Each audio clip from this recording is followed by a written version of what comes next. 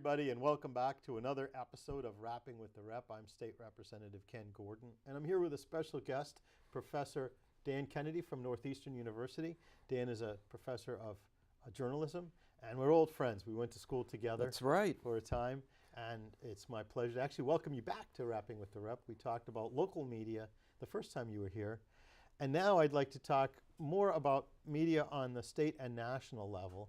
And primarily, I'd like to talk about the control of information and the attack on the free press that seems to be going on by certain government officials now, primarily in Washington, and how important it is that we focus on and look at the way that information is being manipulated in this age. Dan, you recently wrote a book called Return of the Moguls that talks about the press, the media really in its current form, and how the ownership of media, the landscape has changed. So just to throw it open, let's talk about how important it is that people have access to information. Well, thanks for having me, Ken. It's really great to be back. Obviously it's incredibly important that people have access to information, but certainly at the national level, access is not a problem. We've never had more access to quality news information than we have now. What is a problem is that the hyperpolarization that has affected us at all levels of politics and society has come to affect the national media as well. I often will say that President Trump is both the best and the worst thing that ever happened to the media. And people say, well, why the best? Well, actually, what we've seen since his campaign heated up and since he came into office is that certain types of mainstream national news organizations, including the New York Times, the Washington Post, NPR, you could go on, have seen a large increase in audience, in the case of the Post and the Times, digital subscribers. And so after many years of the media being in very bad shape economically, and by the way, they're not out of the woods, but things are much better now as a result of President Trump.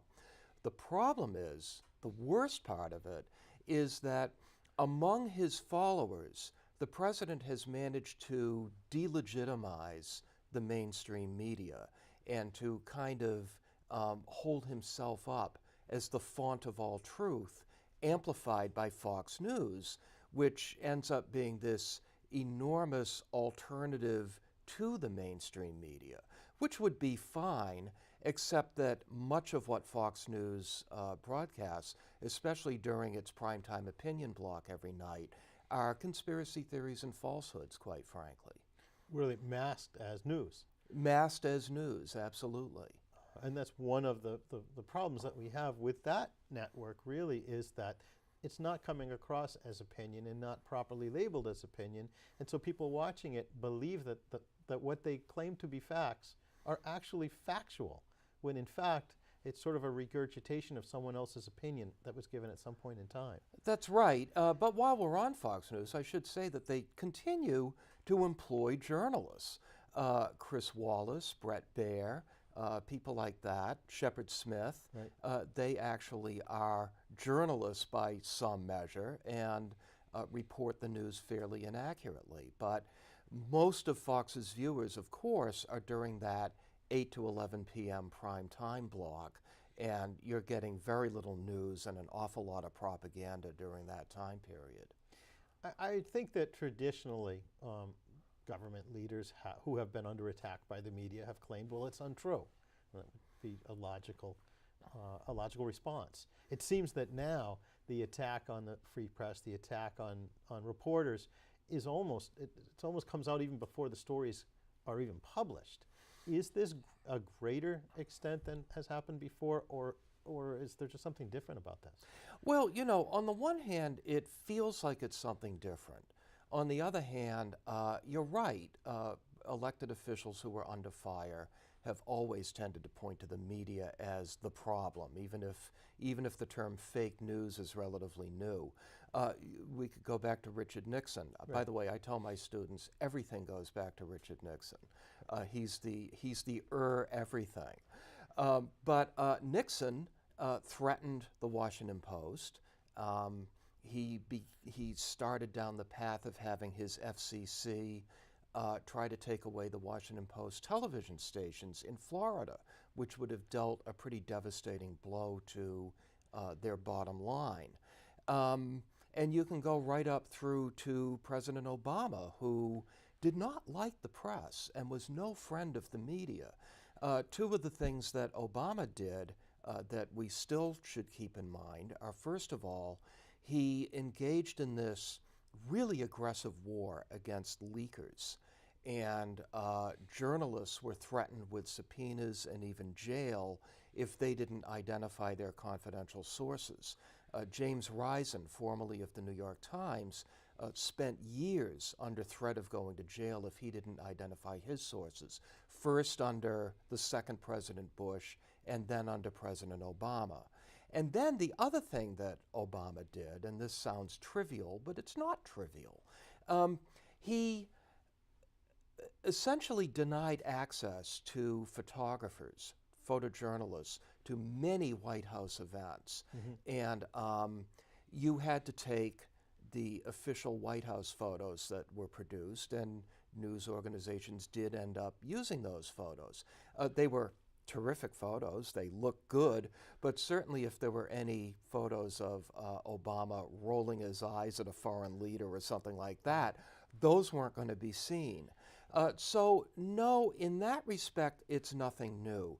But the volume and the level of threats, and President Trump essentially calling for violence against reporters at his rallies, that's new. That's new and more dangerous than I think what we've seen before. Yeah, the idea of calling the media the enemy of the enemy of the people. These are your enemies. Yeah, that's definitely new, and it's kind of scary.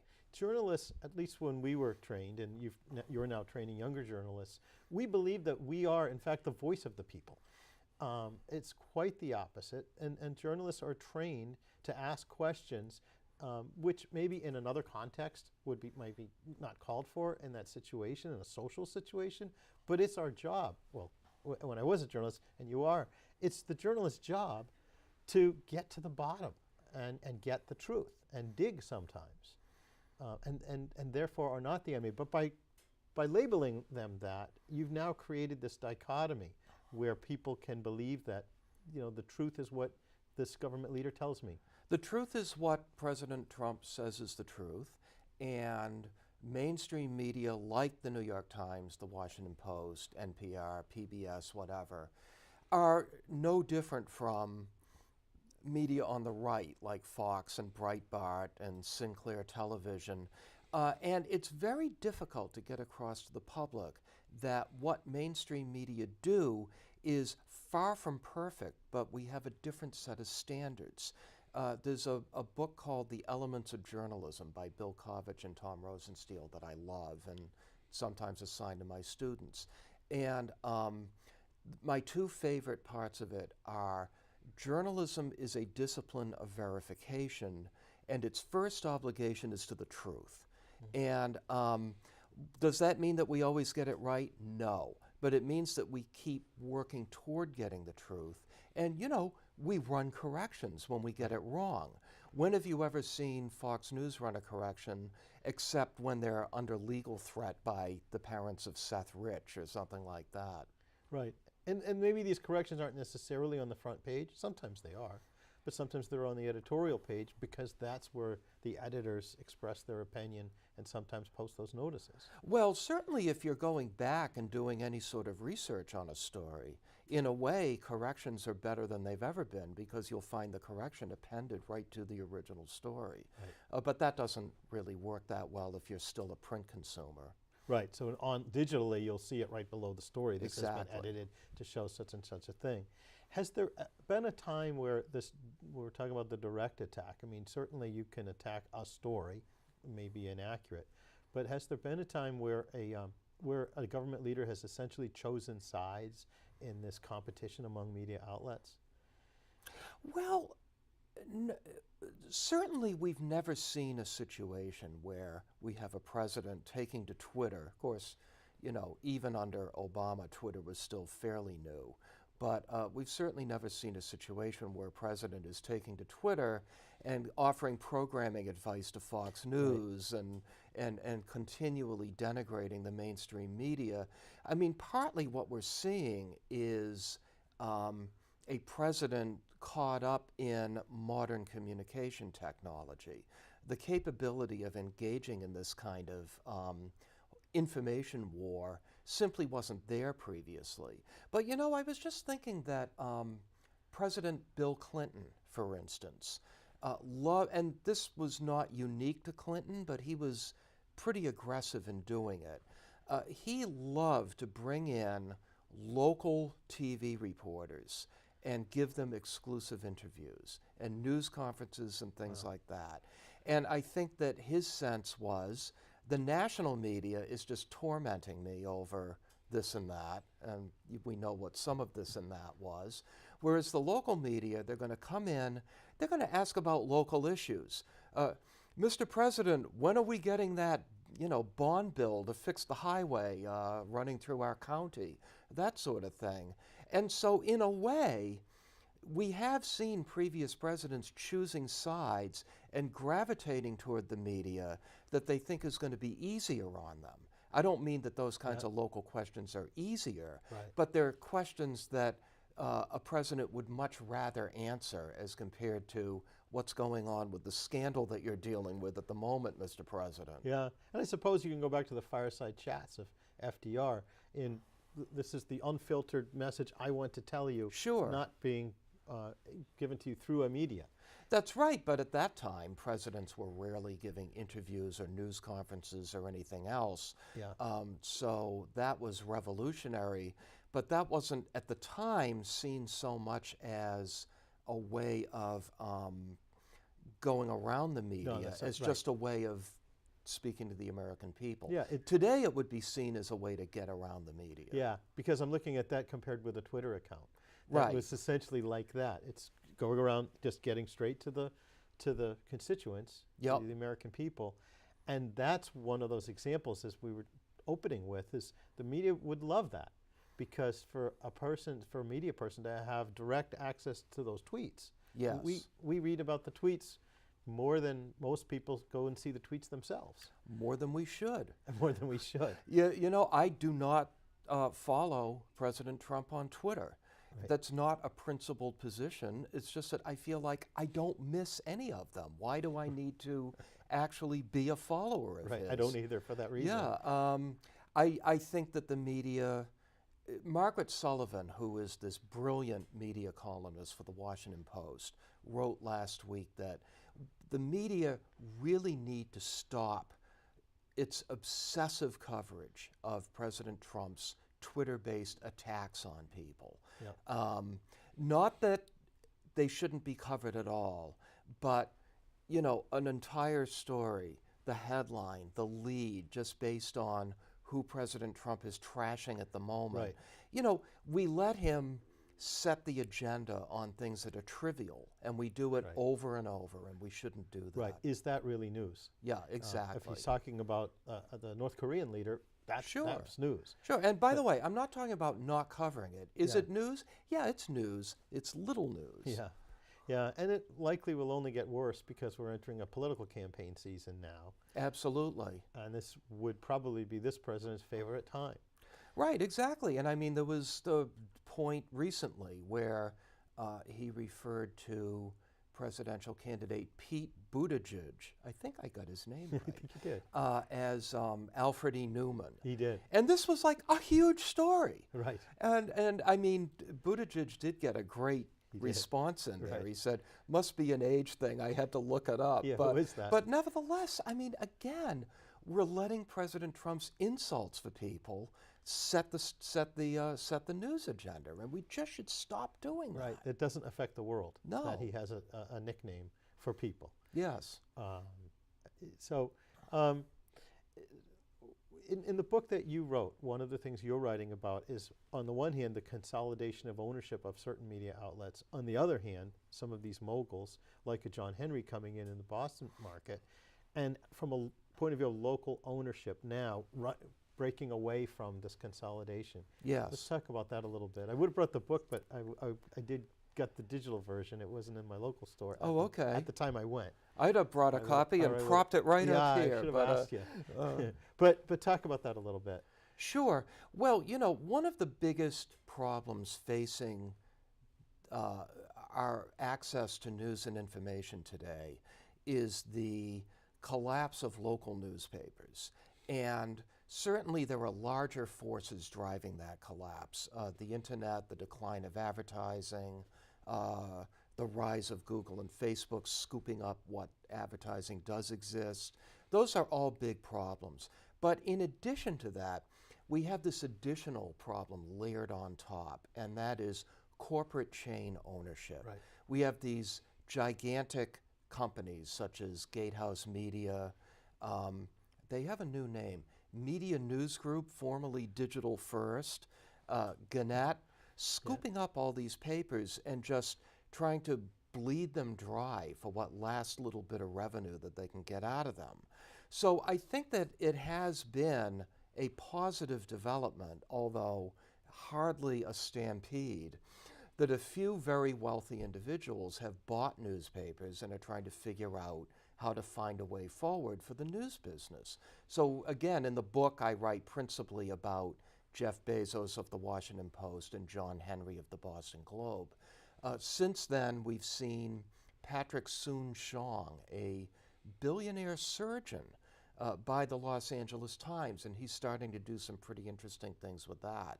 Now, I think the most important aspect of this is whether they can find a way to break even or perhaps even be profitable without slashing the news product to pieces. And it's way too early to tell whether Dr. Soon-Shiong is going to succeed in LA. But Jeff Bezos has been very successful. Now, not a good guide for other newspapers, because he turned the Washington Post into a national paper, and there was still room at the top. I think John Henry has had a harder time with the Globe, but just recently they reported that they now have more paid digital subscribers than they do print subscribers, which is kind of a landmark. That's good news for the Globe. Henry has said that they're at least marginally profitable at this point. And although I'm sure you and I would agree that the journalistic product the Globe produces is not as large or comprehensive as it used to be, it's still pretty good, especially in comparison with a lot of these chain-owned newspapers. Right. Have they overcome, in the beginning of the digital format of the Globe, it was free, and that probably bled a lot of subscribers away from them. In your opinion, have they overcome that, and how did that go about happening? Well, I think what happened was about 6 to 8 years ago, throughout the industry, there was a gradual realization that the hope of having free journalism supported by advertising was probably never going to come true. Part of it was because the Google auction system for ads was driving the price of advertising through the floor. Part of it was that more than 90% of all new spending on digital advertising now goes to Google and Facebook. So the money just wasn't there. So I think that that's when you began to see one newspaper after another embrace the idea that we're going to have to, we thought we could do it for free, but we're going to have to charge, and we'll have to see if it works. It's been spectacularly successful at the New York Times and the Washington Post, and also the Wall Street Journal, which started doing it before anybody else. Other papers are really struggling. The Globe has done well. They are up to 112,000 paid digital subscribers, and they charge quite a bit. But unfortunately, they're kind of way ahead of the rest of the business. Right. The McClatchy papers, 30 papers. They include some pretty big papers like the Charlotte Observer and the Miami Herald. They have about 180 paid digital subscribers for all 30 papers. So you see, a lot of these other papers, they've got a long way to go to catch up.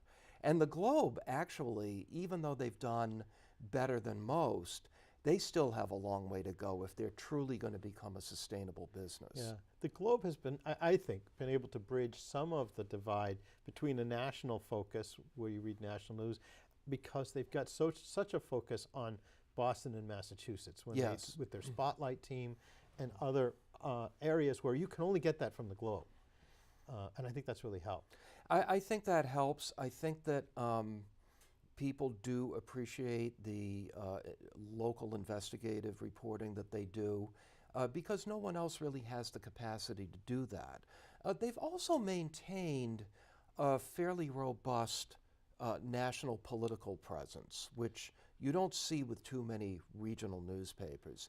I think that says something unique about the Boston area. I mean, you know, what are our two passions and the three passions in Boston? The two passions, I'm sorry, three. Yeah, I'm trying to keep this. I feel like Rick Perry. What was that third? What was the third one? But it's sports, revenge, and politics. I thought I could break that down into the Bruins, the Red Sox, the Patriots. Okay. But no, you're right about that. I mean, we do consume a lot of information about those topics. Oh, And absolutely. And we've got sports. the New Hampshire primary. That's true.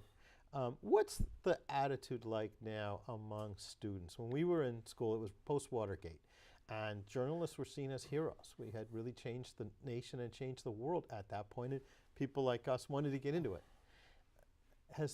Has it changed, and how so, if so? Well, you know, I have the advantage of having been a journalism student at Northeastern in the 70s, as you were, and now teaching journalism at Northeastern for the last 15 years. Right, that's why I asked. So, you know, I would say that the attitude has changed, but maybe not as much as you think. I think that when I was going to school, we always understood that journalism was a difficult career path. It was difficult to get beyond that first community journalism job. By the way, I love community journalism, but it's a hard way to make a living. Right. And I think that even then, we were seeing a lot of our peers bailing out by the time they were 30 for jobs in public relations or whatever. So in that respect, it hasn't changed that much. The difference today is that it's harder. It's not like it's gone from wonderful to terrible. It's that it's gone from hard to harder. There are fewer of those entry-level jobs. There is less of a career path if you want to move up to bigger and better news organizations. Even a paper like the Boston Globe is no longer necessarily seen as a career destination because it's harder to make a living even at a place like the Globe than it used to be. They're in the midst of extremely difficult contract negotiations with the union at the Globe. And the union has accused the ownership, John Henry, of union busting. And given the sacrifices that I think those union members have made in recent years to try to keep the Globe viable, it's a pretty tough situation. Yeah. But we do see, I think that this is as true now as it was then. A lot of our students are focused on public relations and various types of communication jobs, even when they're students, and then they move into those positions when they get out. And a lot of them go to law school. Yeah. In those years when we were in school, when it was post-Watergate, a lot of the students went there because they wanted to be investigative journalists. Yes. They wanted to uncover the next area of corruption. They believed it existed, sort of always exists somewhere. And that's what motivated them. We Yep. were going to continue to be the next Woodward and Bernstein. Is that motivation of this investigative role, is that still present? Has it changed? Has it grown or shrunken? I think it's absolutely still present. And I think it's morphed a little bit. The most sexy thing that you can do at news organizations today is data journalism of various types. And this is a branch of investigative reporting. Essentially, it's making sense of statistics, making sense of numbers, visualizing those in a way that they're meaningful to your audience. And we find more and more students are really interested in that. We have a young woman who got her master's with us a couple of years ago who has become a nationally known data journalist. She could go anywhere she wants at this point because of the skill she has in working with data. At the same time, we have students everywhere from, former students I should say, everywhere from the Dorchester Reporter to the New York Times and everything in between, and at television stations and at radio stations and at well-known podcasts. So the students who really have a passion for going into journalism do seem to find a way to do it. Yeah, a number of newspaper journalists that we work with, have gone on to website, digital journalism. Sure. Therefore leaving some space open for new journalists coming in. And so you're still seeing that, and I'm glad to hear that you're still seeing that enthusiasm among the young crowd. Because I've often wondered, what's it like to be a high school student, a high school junior or senior, thinking, I want to get involved in investigative journalism, really make a difference and have a career in it. Well, at the same time, I see my government leaders attacking journalists as being the enemy of the people. Do you take that to heart, or do you fight back? Right, exactly. And I think that the students who are really passionate about it fight back. That's good to hear. Dan, I appreciate, again, I appreciate the sense, the book that you wrote. Now let's go back to this, to the corporate ownership of media. From a national sense, one of the troublesome areas is that because you have this consolidation, you have a consolidation of message. And a number of people don't have access to to many different sources of reliable media. Even in Boston, we used to have, 5 newspapers? Well, more than that? I guess 8 if you go back far enough. Yeah, and now we have 2, Yeah. which is great because most... Well, 2 dailies. There Two are dailies, a right. number of neighborhood newspapers that are doing terrific work. That's true. That's right. That's right. And we get more than most cities do. Most We cities really don't have do. to. We Yeah. really do. There was a study that was done last year out of the University of North Carolina of news deserts. And these are what they define. The news deserts has many different definitions, but the definition they used were counties that don't have any news organization at all. And it turned out that Massachusetts has 0 news deserts, which is good. Yeah. I think that what we're dealing with in Massachusetts are not places that are unserved, but places that are underserved, partly because of the corporate consolidation of newspapers. Right. You talk about consolidation leading to a uniform message. Certainly on the newspaper side, I don't think that's the issue. I think the consolidation has led to a bleeding of resources that goes beyond what would have been necessary simply to operate these papers on a break-even basis. I don't see any uniformity of message. I see inadequate coverage. Right. Right. They don't have the reporters to do it. They're not paying them enough to do it. The reporters essentially don't have an investment. They don't want to invest in it.